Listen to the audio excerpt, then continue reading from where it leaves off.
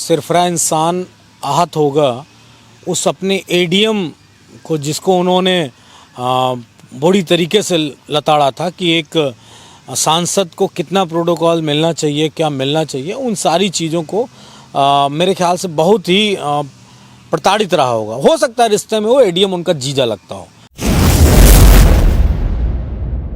PDA के लोगों को जानबूझ के बीजेपी निशाना बना रही है और मैं अपील करूंगा आपके चैनल के माध्यम से कि जिस पीडीए के वोट के दम पर योगी आदित्यनाथ और देश के प्रधानमंत्री के पद पे बैठे हैं, वो पीडीए का अपमान करने का साहस कैसे भाजपाइयों का हो जाएगा। देसी पौवा पिया होगा दो, इसी वजह से इस तरह की बात कर रहा है। फ्रस्ट्रेशन में रहा होगा कि उनके जो बहनोई हैं उनको कैसे इकरा हसन जी ने इस तरह की बातें कह दी। या भाई मुख्यमंत्री तो काहे की कार्रवाई, अरे जातिवादी तो चल रहा है उत्तर प्रदेश में। एडीएम ठाकुर, मुख्यमंत्री ठाकुर, व्यवस्था ठाकुरों की तो वो चल रहा है, इसीलिए इस तरह की बातें बोली जा रही है कि हर मुगल बादशाह के साथ बहुत सारे ऐसे राजाओं ने शादियां अपनी बेटियों की थी।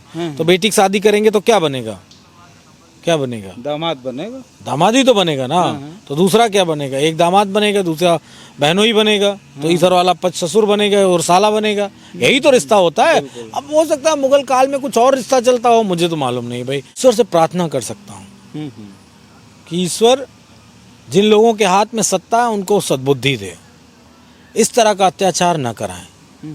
न जिस दिन सत्ता बदलेगी उस दिन उनका हश्र क्या होगा। पहली सांसद के साथ इस तरह की घटना घटित होती है, आपके हाथ कुछ भी नहीं लगता है, कोई कार्रवाई नहीं होती। डायरी बनी है, एक डायरी बनी है, उस डायरी में सारे लेखा जोखे लिखे जा रहे हैं। साथियों नमस्कार, मैं हूं रजनीश और आप जन आदर्श भारत देख रहे हैं। इस वक्त उत्तर प्रदेश की समाजवादी पार्टी की जो सांसद हैं इकरा हसन, उसको लेकर के पूरे देश भर में जो चर्चाएं हैं उस पे आज हम खबर कर रहे हैं। चर्चाएं इस बात की है कि करणी सेना के उपाध्यक्ष योगेंद्र राणा ने बड़ी अभद्र टिप्पणी की है और टिप्पणी में जिस तरह की भाषा का इस्तेमाल उसने किया है उसको लेकर के पूरे देश भर के लोग समझिए कि अब लानत भेज रहे हैं।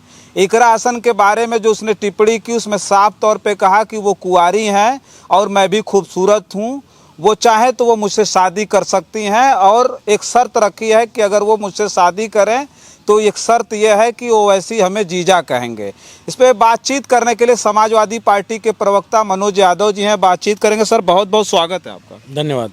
क्या कहेंगे, इकरा हसन जो सौम्य हैं, सभ्य हैं, मुझे तो लगता है कि पूरे देश भर में अगर सभ्यता की बात करें तो उतनी सभ्यता उतनी सौम्यता शायद ही किसी सांसद में हो। उस सांसद के ऊपर इस तरह की अभद्र टिप्पणी, इस तरह से अपशब्द बोलना, क्या प्रतिक्रिया आपकी?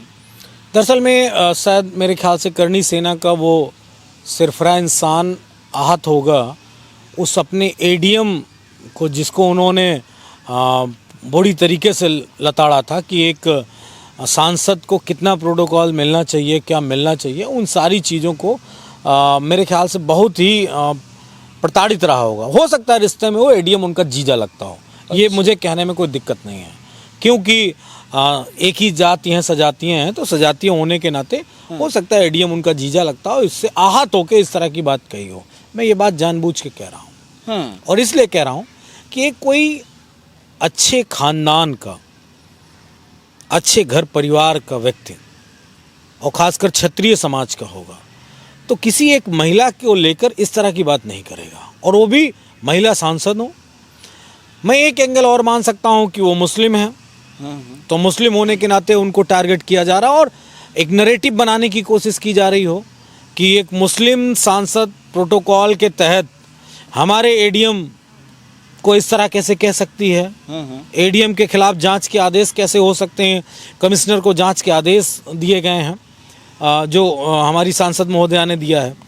तो इन सब बातों से दिमाग भटकाने के लिए इस तरह की बातें उनके द्वारा कही गई हैं।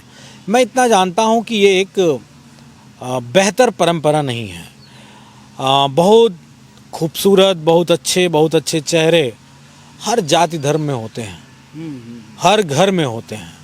तो क्या कोई दूसरे धर्म वाला व्यक्ति अगर इस तरह की बात कहेगा तो योगी आदित्यनाथ उत्तर प्रदेश में मुंह सिल के बैठेंगे या बीजेपी आरएसएस की सरकार मुंह सिल के बैठेगी? अगर इस मुद्दे पे कठोरतम कार्रवाई नहीं की गई तो मैं ये समझूंगा कि उत्तर प्रदेश और देश में पीडीए के लोगों को जानबूझ के बीजेपी निशाना बना रही है। और मैं अपील करूंगा आपके चैनल के माध्यम से कि जिस पीडीए के वोट के दम पर योगी आदित्यनाथ और देश के प्रधानमंत्री के पद पे बैठे हैं, वो पीडीए का अपमान करने का साहस कैसे भाजपाइयों का हो जाएगा? जिस कठोर कार्रवाई की आप बात कर रहे हैं, साफ तौर पर योगेंद्र राणा का बयान आया है, उसने साफ तौर पे कहा कि जो हमने बोला है हम उस पर काबिज हैं। मैं आज भी वही बात कह रहा हूँ। दरअसल में वो सत्ता में है ना, इसीलिए काबिज है, सत्ता में है। सत्ता ना होती तो काबिज ना होते और अटल ना होते और टिके ना रहते, अब तक भाग जाते कहीं। और भाग के ये हाथ पैर जोड़ते, साहब हमसे गलती हो गई, हमने शाम को 2 पौवा दारू पी रखी थी, इसमें बोल दिया 2 पौवा दारू देसी। चूंकि पढ़ा लिखा जमींदार खानदान, एक बेहतरीन क्षत्रिय परिवार का लड़का इस तरह की बातें नहीं कहेगा। वो तो महिलाओं की आबरू बचाने वाले लोग थे, लड़ने वाले लोग थे। याद है आपको कि जब राजा खत्म हो जाता था तो हम रानी जौहर कर लेती थी, उस परंपरा से आते थे। महिलाओं की इज्जत करना, महिलाओं को सम्मान देना। मुझे लगता है देसी पौवा पिया होगा 2, इसी वजह से इस तरह की बात कर रहा है। फ्रस्ट्रेशन में रहा होगा कि उनके जो बहनोई हैं उनको कैसे इकरार हसन जी ने इस तरह की बातें कह दी। नहीं, जो एडीएम वाला जो आप एंगल ला रहे हैं, एडीएम वाले में एक चीज़ हम ये जानना चाहेंगे कि जिस सांसद का एक प्रोटोकॉल होता है और जो खबर थी, जिस चीज़ के लिए वो गई थी, वो किसी ठेके पट्टे की बात करने नहीं गई थी, किसी के बारे में दबाव डालने नहीं गई थी, बल्कि किसी महिला जनप्रतिनिधि की सहायता के लिए वो गई थी एडीएम के सामने। एडीएम इस तरह की भाषा बोलता है, गेट आउट कह देता है एक प्रोटोकॉल में रहने वाले सांसद। अब तक तो एडीएम पर कार्रवाई हो जानी चाहिए। आप कह रहे हैं कि एडीएम का वो रिश्तेदार है, इसलिए अब जो है इनको घेर रहा है। एडीएम पे कार्रवाई कैसे होगी? भैया भाई मुख्यमंत्री तो काहे की कार्रवाई एडीएम पे? भैया भाई मुख्यमंत्री तो काहे की कार्रवाई? अरे जातिवादी तो चल रहा है उत्तर प्रदेश में। एडीएम ठाकुर, मुख्यमंत्री ठाकुर, व्यवस्था ठाकुरों की, तो वो चल रहा है, इसीलिए इस तरह की बातें बोली जा रही। नहीं, वो लोकसभा की सदस्य हैं, अब तक तो लोकसभा से एक चिट्ठी जारी हो जानी चाहिए, इनके ऊपर तुरंत गाज गिरनी चाहिए थी। मुझे लगता है सदन चलेगा तो इस पे बात होगी, समाजवादी पार्टी इस पे जरूर पक्ष रखेगी। और हमारे जो अध्यक्ष महोदय हैं लोकसभा के स्पीकर बिरला जी, वो जरूर, ओम बिरला जी, इस पे संज्ञान लेंगे और कहेंगे कि ऐसे कैसे किसी एक एडीएम की हिम्मत हो जाती है और एक सांसद को कोई व्यक्ति इस तरह की बात कैसे कह सकता है कि मैं तुम्हें नमाज पढ़ने की छूट दूंगा, तुम मुझसे निकाह करो। और वो फला दूसरा सांसद एक है हैदराबाद वाले, वो हमको जीजा कहे। ये अब खुद तो मुझे वो शब्द अच्छा नहीं लगता है कहना, लेकिन मान सिंह का जिक्र कर लीजिए, वो सारे मुगलों के जीजा ही लगते थे, मुगल जीजा ही लगते थे इनके। तो वो अब उसका बदला लेना चाह रहे हो इस दौर में, तो स्पष्ट रूप से बोलना चाहिए कि पहले मान सिंह जी अकबर जीजा हुआ करते थे, मान सिंह साले हुए करते थे, या और भी जो जय सिंह थे, फलाना धमाका, जो भी मुगलों से रिश्तेदारी थी, मुझे ज़्यादा नहीं पता है। लेकिन इतिहास के पन्ने जब पलटे जाएंगे तो ये देखा जाएगा कि हर मुगल बादशाह के साथ बहुत सारे ऐसे राजाओं ने शादियां अपनी बेटियों की थी। तो बेटी की शादी करेंगे तो क्या बनेगा? क्या बनेगा? दामाद बनेगा। दामाद ही तो बनेगा ना। तो दूसरा क्या बनेगा? एक दामाद बनेगा, दूसरा बहनों ही बनेगा, तो इधर वाला पच ससुर बनेगा और साला बनेगा। यही तो रिश्ता होता है। अब हो सकता है मुगल काल में कुछ और रिश्ता चलता हो, मुझे तो मालूम नहीं भाई। अगर हो तो मुझे आपके दर्शक और नीचे कमेंट करके बता देंगे कि नहीं, मुगल काल में साले को साला नहीं कहा जाता था, सेनापति कहा जाता था, ससुर को ससुर नहीं कहा जाता था, जमींदार कहा जाता था या कुछ और कहा जाता था। वो आप कमेंट में लिख के बता देंगे जो जानकार होंगे, क्योंकि हमारे अपने इतिहास के बारे में हमें पता है, सबका इतिहास तो हमें पता नहीं उस तरह। नहीं, तो हम एक चीज़ ये जानना चाहेंगे, तो लोग तो अब कह रहे हैं, जो प्रतिक्रिया आ रही है सोशल मीडिया पर, आप देखिए, क्या हिंदू क्या मुस्लिम सारे लोग लिख रहे हैं कि ये तो बिल्कुल हद हो गई है। कैसी महिला सांसद के बारे में इस तरह की घृणित मानसिकता वाला व्यक्ति इतना अपशब्द बोलता है। समाजवादी पार्टी की वो सांसद हैं, तो समाजवादी पार्टी इसके लिए भी कुछ करेगी? निश्चित तौर पे सदन में कार्रवाई होगी और बाहर भी जांच के लिए तमाम सारी चीज़ों की बात कही गई है। देखिए, अन्याय की पराकाष्ठा पे है इस वक्त उत्तर प्रदेश। मैं ईश्वर से प्रार्थना कर सकता हूँ कि ईश्वर जिन लोगों के हाथ में सत्ता है उनको सद्बुद्धि दे, इस तरह का अत्याचार न कराएं। न जिस दिन सत्ता बदलेगी उस दिन उनका हश्र क्या होगा। गिनती के बड़े कम हैं, गिनती के बड़े कम हैं। बहुसंख्यक आबादी ने अगर सत्ता बदलने के बाद कोई रिएक्शन कर दिया तो क्या होगा? तब तो आप त्राहिमाम त्राहिमाम त्राहिमाम करते भागेंगे। तो वो स्थिति नहीं आनी चाहिए। मैं किसी को धमकी नहीं दे रहा हूं, परिस्थितियां जो उपज सकती हैं आने वाले समय में उनकी बात कह रहा हूं। और अगर सत्ता के दम पे हैं तो सत्ता तो अंग्रेजों की भी थी, लड़ने वाले लड़ गए और खदेड़ दिया। तो ये कोई ना सोचे कि कोई कुछ बोलेगा नहीं, कोई कुछ कहेगा नहीं। सब कुछ कहने को तैयार हैं, इंतज़ार कर रहे हैं सही समय का। और ऐसा कहने वाले लोग अपने घर की चारदीवारी में अपनी बहन बेटियों को देख के तब किसी बहन बेटी के लिए इस तरह की बात कहा करें। अच्छा, जब हमें याद है जब समाजवादी पार्टी की सरकार थी, और आज भी भारतीय जनता पार्टी के नेता खूब मंच लगा करके बोलते रहते हैं, कहते समाजवादी पार्टी की सरकार थी तो यहाँ महिला सम्मान को लेकर खूब चर्चा होती थी। कहते महिला का अपमान जितना होता था, आज भी वही भारतीय जनता पार्टी के नेता, उसी मानसिकता के लोग कहते हैं कि जहाँ देखे सपाई वहाँ बिटिया घबराई, इस तरह का नारा देते हैं।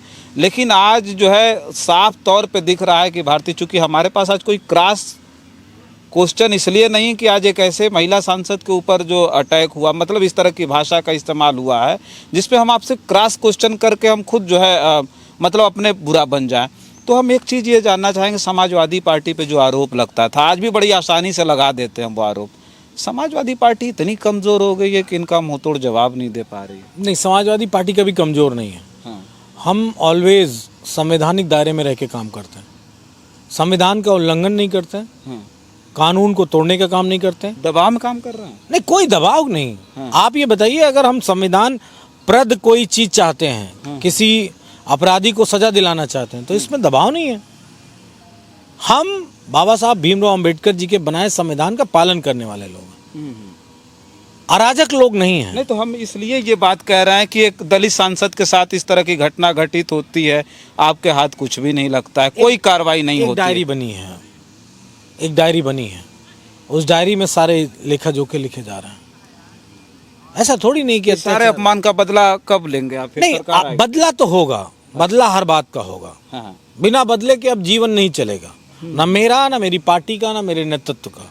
बदला तो होगा, लेकिन बदले का रास्ता अन्यायपूर्ण नहीं होगा, अनैतिक नहीं होगा, अत्याचार वाला नहीं होगा, संवैधानिक रास्ता होगा। अगर आपने अपराध किया है, आपको छोड़ता हूं मैं, आपको सौ भाई हमारे, अगर मैंने अपराध किया है तो मुझे आप सजा गैर कानूनी तरीके से देंगे या कानूनी तरीके से? कानूनी तौर से। हम तो संविधान को मानने वाले, संविधान को मानने वाले लोग हैं। तो उन सब से बदला होगा जो आज पुलिस नहीं कर रही है, यही पुलिस कल करेगी। चाहे फिर वो गिरफ्तारी किसी क्षत्रिय की हो, किसी ब्राह्मण की हो, किसी और वर्ग के व्यक्ति की हो जिसने आपराधिक कृत्य किया है, उसकी अब गिरफ्तारी होगी, उसको जेल जाना पड़ेगा। इसमें किसी तरीके का कोई शक नहीं। अगर मारपीट करने वाली बात हो तो क्या 10 आदमी हम भी भेज देंगे, 10 आदमी जाएंगे, एक को मिलेंगे, पीट आएंगे, लेकिन इससे कुछ होने वाला नहीं। इससे समाज हमारा आपराधिक प्रवृत्ति की तरफ बढ़ेगा। लेकिन जो लोग इस तरह की बातें एक महिला के लिए कह रहे हैं, उनके लिए सिर्फ एक ही बात कहूँगा, आपके घर में भी बहन बेटियाँ हैं, आप भी किसी के बेटे हैं, किसी के भाई हैं। इस तरह के शब्द मत बोलिए कि कल को अपनी ही घर की माँ बहन बेटियों के सामने मुंह ना आपका उठ पाए, सर झुक जाए, शर्म से तो झुका रहेगा। और कल को जीवन के तमाम सारे पन होते हैं, सुबह होती, दोपहर होती, शाम होती, रात होती, ऐसे पन में ना जाना पड़े कि सर शर्मिंदगी से झुक जाए और कभी उठ ना पाए। और अगर आप कल को पिता बनेंगे तो आपके बच्चे जब मीडिया आर्काइव यूट्यूब में और उस वीडियोस को देखेंगे तो क्या सीखेंगे? क्या अपनी तरह ही आप बनाना चाहते हो अपने बच्चों को? इसलिए कम से कम महिलाओं का सम्मान करना सीखो, महिलाओं को इस तरह अपमानित मत करो। वैसे जिसने जितना पाप किया है उसकी सजा अगर कोई कानून नहीं देता तो ईश्वर के घर देर है अंधेर नहीं है। उसकी लाठी में कभी कभी आवाज़ नहीं आती और विजुअलिटी भी नहीं होती है, वो जब पड़ जाती है तब एहसास होता है, तब दर्द होता है। अच्छा, एक आखिरी सवाल, मात्र एक लाइन में जवाब चाहेंगे कि बहुत सारे लोग इकरा हसन को देख रहे हैं, सुन रहे हैं, हम लोगों ने भी बहुत जो है देखा है, सुना है, तो इकरा हसन के बारे में अगर एक लाइन में उनको एक्सप्लेन करना, उनके बारे में बताना हो तो हम जानना चाहें, आप प्रवक्ता होने के नाते समाजवादी पार्टी क्या कहेंगे? वो हमारी पार्टी के सबसे बेहतरीन लोकसभा सदस्यों में से एक हैं, यंग हैं, समझदार हैं, सौम्य हैं, और जिसे कहते नहीं, एक शब्द होता है मोहब्बत, हर व्यक्ति से मोहब्बत से मिलना, प्यार से मिलना और बहुत ही इखलाक से मिलना, वो उनके अंदर खूबियां हैं।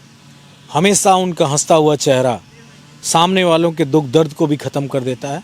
तो मैं इतना जानता हूं कि वो एक समझदार महिला है।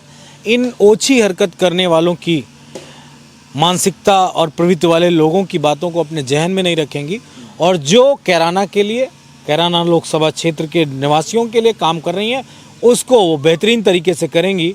उन पे की गई इस टिप्पणी का बदला निश्चित तौर पे संवैधानिक रूप से समाजवादी पार्टी अवश्य लेगी। चलिए ठीक है, देखिए चर्चा कर रहे थे समाजवादी पार्टी की सांसद इकरा हसन के बारे में, जो उनकी मासूमियत है, जो उनकी सौम्यता है, वो जो उनका स्वभाव है, उसे देख करके एक बात तो पूरा देश कह रहा है कि ऐसी सांसद के ऊपर कोई कीचड़ कैसे उछाल सकता है। फिलहाल इस वीडियो में इतना ही, बहुत सारी खबरें लेकर के आपके बीच में हाजिर होंगे। हमारी इस खबर पर आपकी क्या प्रतिक्रिया है कमेंट बॉक्स में ज़रूर लिख करके बताइएगा। बहुत सारी खबरों के लिए बने रहें जन आदर्श भारत के साथ। हमें दें इजाज़त, नमस्कार।